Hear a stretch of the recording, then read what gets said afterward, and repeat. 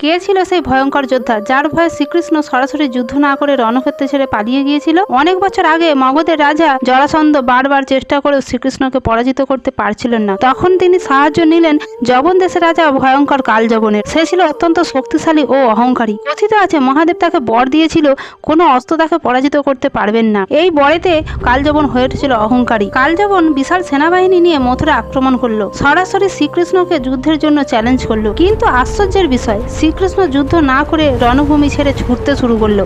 কালযবন ভাবলো কৃষ্ণ ভয়ে পালাচ্ছে। তখন কালযবনও কৃষ্ণের পিছনে ছুটতে লাগলো।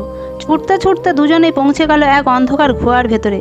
সেই গুহার ভেতরে বহু বছর ধরে গভীর নিদ্রায় রয়েছে এক মহান রাজা মুচকুন্দ। দেবতারা তাকে বর দিয়েছিল যে তার ঘুম ভাঙাবে মুচকুন্দের চোখের আগুনে মুহূর্তের মধ্যেই সে ভস্ম হয়ে যাবে। শ্রীকৃষ্ণ চুপচাপ নিজের পীতাম্বরটা সেই মুচকুন্দের গায়ের ওপর রেখে দিয়ে অন্ধকারে লুকিয়ে পড়লেন। গুহার ভেতরে ঢুকে কালযবন ভাবলো সেটাই মানুষটাই শ্রীকৃষ্ণ। এক লাথি মারলো।